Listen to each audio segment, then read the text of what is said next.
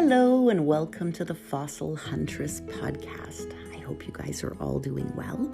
Earlier this week I was chatting with a friend about a beautiful beach site, so I thought we would head there today. So we're going to go down and explore a beautiful marine outcrop, late Oligocene, in the Sooke Formation at Muir Creek. So wherever you are in the world, fly with me to North America, and then up to Canada to her far west coast, and then we'll do a little skip across a sliver of the Pacific to Vancouver Island and go south to the far southern tip where it joins and overlooks the Strait of Juan de Fuca.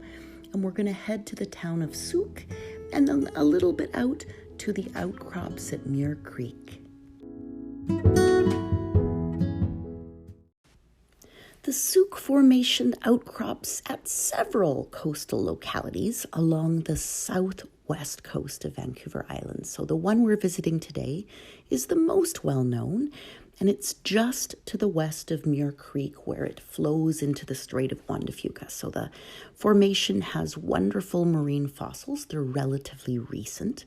And we see gastropods and bivalves, so snails and clams, spicula, talina, solin, mytalus, so mussels.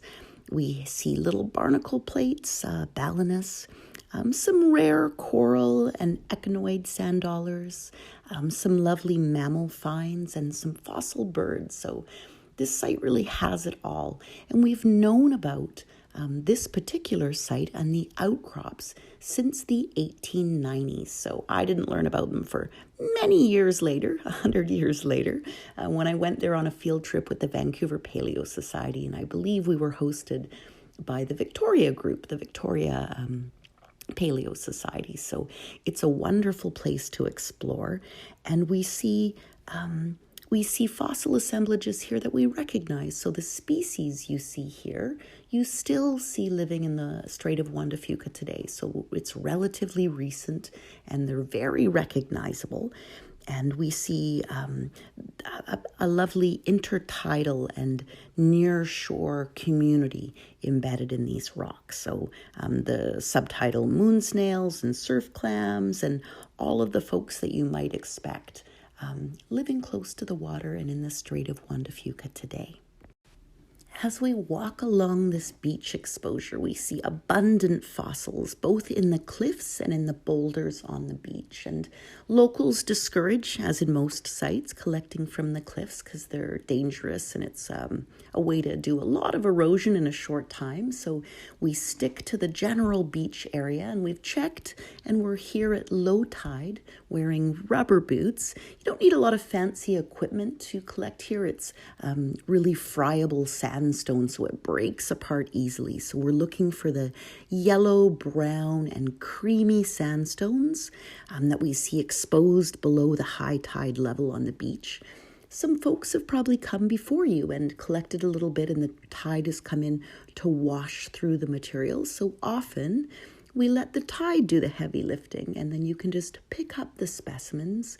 A lot of their lovely shell materials intact, so a very crispy, creamy white shell embedded in that yellow-brown sandstone. So as well as the marine material, we sometimes find some plant material here. And this area, as late Oligocene, is sort of roughly 20 to 25 million years old. So it's pretty young as things go. And this is an interesting time in our history of the world. So we're seeing lots of new grasses around the globe, and we see some here embedded. We also see the first elephants in trunks around the globe. So the Oligocene was a very interesting time in terms of what was happening on our planet.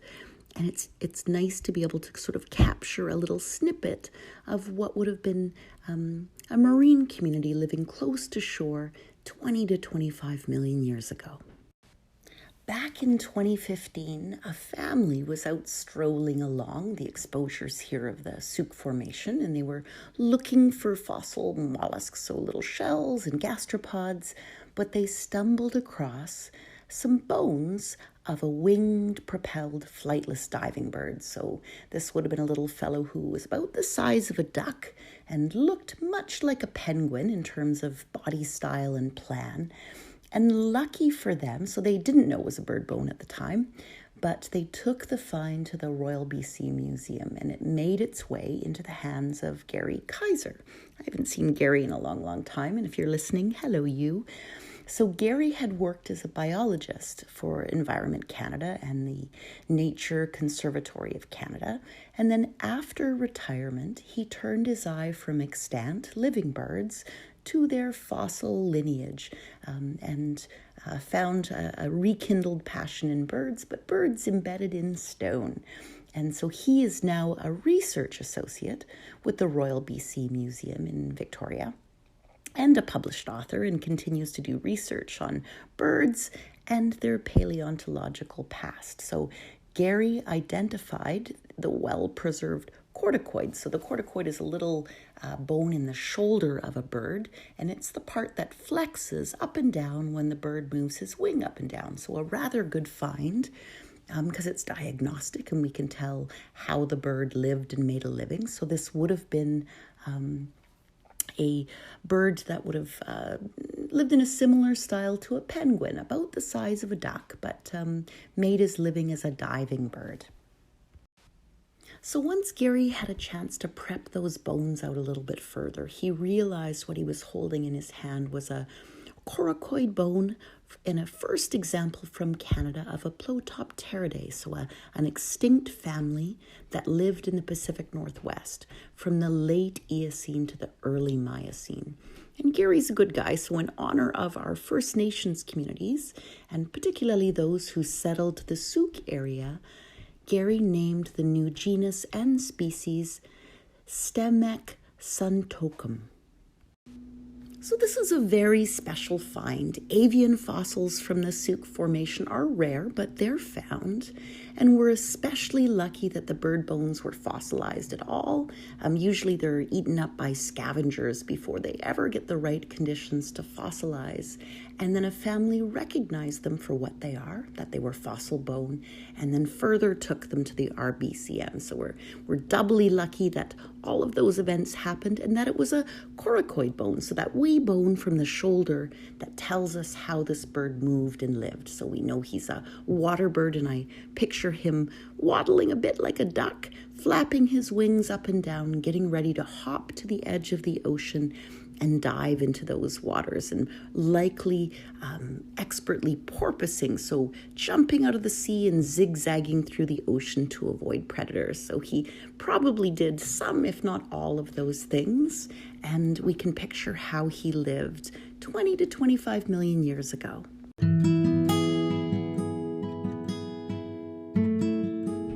So Gary published on that find with Yunya Watanabe and Margie Johns. I haven't seen Margie in a long time as well, so if you're listening, hello you. So they published in the 2015 edition of Paleontologica Electronica, and if you fancy a read, I'll put a link to that paper at the bottom of an article that I will post tomorrow on the Archaea blog, so you can take a boo. And if you are heading to Muir Creek, from the town of Sooke, so just west of Victoria, you want to follow Highway 14 for about 14 kilometers, and just past the spot where the highway crosses Muir Creek, you'll see a gravel parking area on your left. So you'll pull in and park here. Years ago, you used to be able to camp here, but they've blocked it off, so you can't get in there with your car proper, and they discourage camping. So, but there's still plenty of places to park. And from that little barrier, you walk out to the beach and turn right and go until the low cliffs are reached. So just till you start seeing the fossil layers in those cliffs, don't collect from there. About 400 meters, you'll see those low cliffs, and you'll start looking along the beachfront. It's good to check the tide tables. So also in the right-hand column of the Archaea blog, I put the local tide tables. So you can click those, and you want to hit the beach site at a low tide. And wear rubber boots. You'll want to bring a hat and sunscreen, a sturdy chisel, maybe a bit of lunch, and your camera, because it is a gorgeous spot to collect, and seals sometimes come up and sun themselves on the rock. So it's a really pretty setting. It's appropriate for families. You can bring your kids if you have them, because it's a safe place to collect. And if you do go, post me some photos, because I'd love to see your trip. And I'll talk to you soon. Take care. Bye-bye now.